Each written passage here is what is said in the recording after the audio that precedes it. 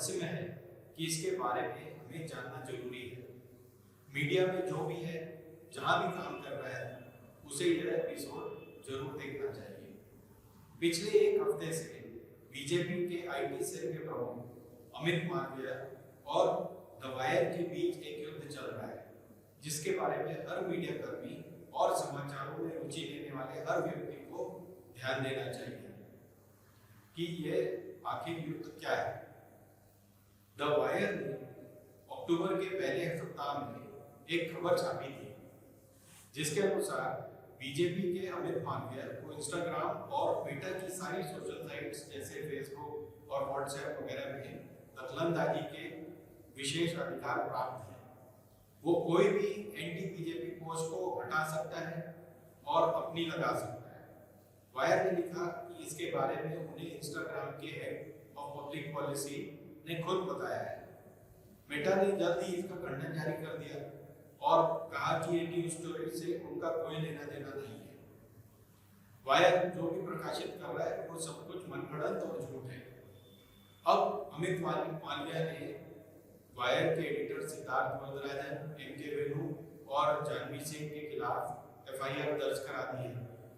On 6th October 2022, The Wire published a report claiming that Meta, the parent company that owns Facebook and Instagram, had removed an Instagram post within a few minutes of it being uploaded by a private account. The report claimed that the company regularly colludes with members of the BJP in removing content deemed unfavorable to the party. Subsequently, The Wire went on to claim that I was the nodal point interfacing between the party and Meta for said censorship activity. I will lodge an FIR with the concerned police station. Delhi police ने तत्काल इन लोगों के घर पर red मार दी और इनके electronic item जैसे मोबाइल और लैपटॉप वगैरह जब्त कर लिए। अब यहाँ देखने वाली बात यह है कि देवेश कुमार नामक एक रिपोर्टर ने मेटा और मालवीय के लिंक के बारे में वायर को सोर्स दिए थे। उसने ही उन्हें ये सब बातें स्टोरीज दी। अब ऐसा सिद्धार्थ और वेणु का कहना है कि सिद्धार्थ तो 29 अक्टूबर तक उसका बचाव कर रहे थे और अपनी स्टोरी के बारे में बड़े कॉन्फिडेंट थे, और उन्होंने यह भी कहा कि उनकी अमेरिका और सिंगापुर में बैठे मेटा के एग्जीक्यूटिव से बात हो चुकी है ईमेल पे और सारी स्टोरी सच है। लेकिन फिर उन्होंने मिड अक्टूबर में करीब यह स्टोरी विड्रॉ कर ली और अब उनका कहना है कि देवेश कुमार ने उन्हें बेवकूफ बनाया। अब तक की स्टोरी तो आप समझ गए। इसी तरह का वाकया कुछ समय पहले पिछले साल एनडीटीवी की निधि राजधान के साथ भी हुआ था। निधि ने एक दिन अचानक बताया कि वो एनडीटीवी छोड़कर अमेरिका की हार्वर्ड यूनिवर्सिटी में जर्नलिज्म का कोर्स पढ़ाने जा रही है। निधि अपने तेज तर्रार एटीट्यूड के लिए जानी भी जाती है। उन्होंने एक बार संबित पात्रा को अपने प्रोग्राम से लगा दिया था डांट कर। ये घटना जो उनके साथ थी वो इस एपिसोड के बाद की। तो खैर निधि ने एनडीटीवी से रिजाइन कर दिया और वो अमेरिका जाने की तैयारी में लग गई। दिसंबर 2020 में उन्होंने हार्वर्ड को फोन किया और बताया कि वो ज्वाइन करने के लिए तैयार है। हार्वर्ड ने उन्हें यह बताया कि ये जितना भी उनके पास जो भी ईमेल्स वगैरह है वो सब फर्जी हैं और उन्हें इस तरह का कोई भी ऑफर हार्वर्ड की तरफ से नहीं मिला है।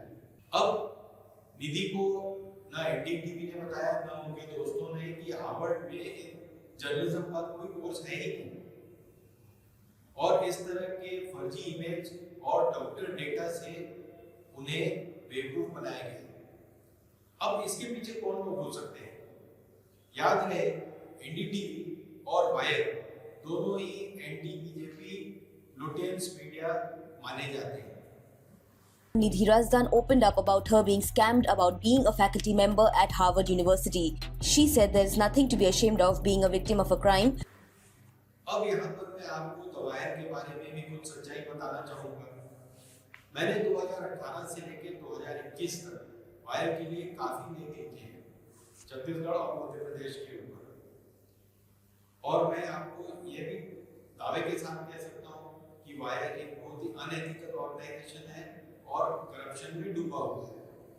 वो अपनी एजेंडा को चलाने के लिए किसी भी हद तक गिर सकते हैं और बीजेपी भी मानती है और मैंने देखा है कि ये काउंटर बीजेपी प्रोपेगेंडा का एक माध्यम है। इससे जुड़े लोगों को और इस साइट को फंडिंग कहाँ से आती है, कब आती है और कौन लोग हैं इसके पीछे, यह पुलिस की छानबीन में पता चल ही जाएगा। लेकिन यह बात भी तय है कि वायर को अब तहलका की तरह खत्म कर दिया जाएगा।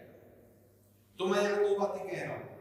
पहली कि देश में इंडिपेंडेंट मीडिया खतरे में है और इसे खत्म करने के लिए गहरी साजिश का इस्तेमाल किया जा रहा है। दूसरी बात यह है कि इंडिपेंडेंट मीडिया में भी कोई दूध का धुला नहीं है। इनका भी अपना एक एजेंडा है और इसके लिए उन्हें फंडिंग कहाँ से प्राप्त हो रही है, यह एक दिन कोर्ट में केसेस जब चलेंगे उससे स्थिति और स्पष्ट होती जाएगी। और इस पूरे द्वंद्व पे, इस पूरे युद्ध पे हमें नजर बनाए रखनी चाहिए, क्योंकि यह इंडिपेंडेंट मीडिया और उसे दबाने के जो विशेष रास्ते चुने जा रहे हैं उसके बारे में है। और इंडिपेंडेंट मीडिया को भी अब चेत जाना चाहिए कि उसे अपना एजेंडा इस तरह से नहीं चलाना चाहिए जैसा कि वो अभी तक चलाते आए हैं। धन्यवाद, नमस्कार, हिंदुस्तान जिंदाबाद।